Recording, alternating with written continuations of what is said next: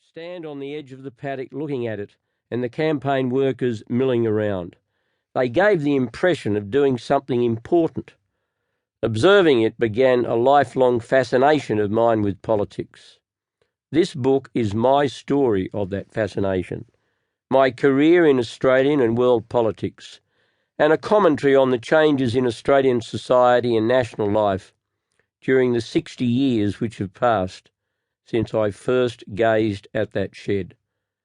Any narrative of politics must include the shaping and implementation of policies which influence the direction of a nation, and as well the constant interaction of personalities, particularly within political parties.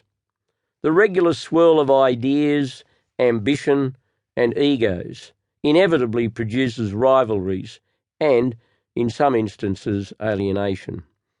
In this book I explore the public policy issues I grappled with as a Member of Parliament for more than 33 years.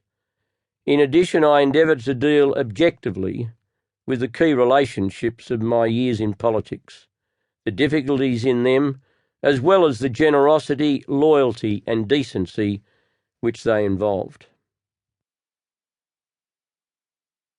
Mum and Dad were born at the tail end of the 19th century.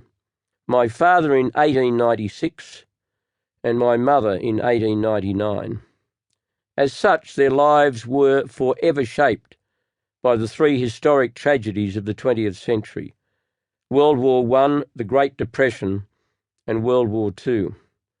To this day, I marvel at the stoicism of a generation which coped with the trauma, deprivation and sadness of those epic events, but still kept intact the cohesive and optimistic society which later generations were to inherit.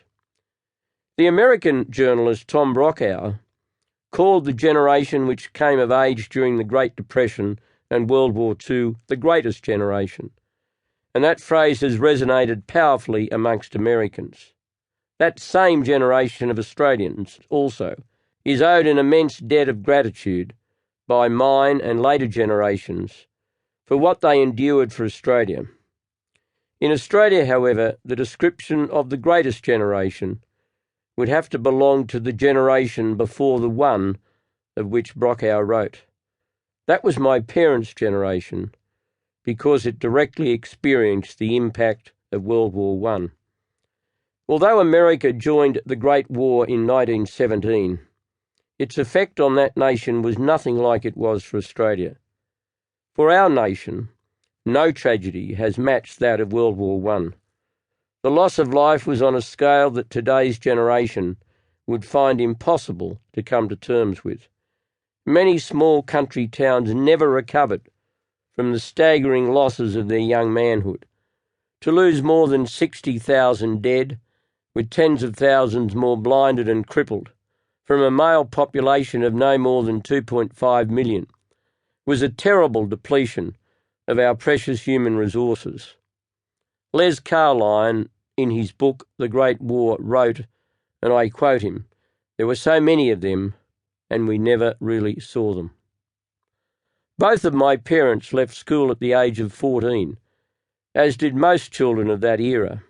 It was their children's generation that completed secondary education in large numbers and often went on to university.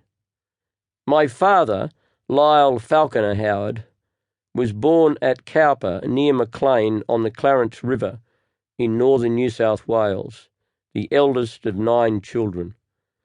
He attended Maclean Public School. His parents had very little money, and shortly after leaving school, he secured an apprenticeship as a fitter and turner at the Harwood Island Mill on the Clarence River, owned by Colonial Sugar Refinery. He enlisted in the Australian Imperial Force on the 27th of January 1916 at the age of 19. His first attempt to join up had been unsuccessful because he did not meet the height requirements. He became a signaller with C Company of the 3rd Pioneer Battalion of the 3rd Division. After several months' training in both Brisbane and Melbourne, his unit sailed for England on the Wandilla on the 16th of June 1916. His youngest sibling, Ian, was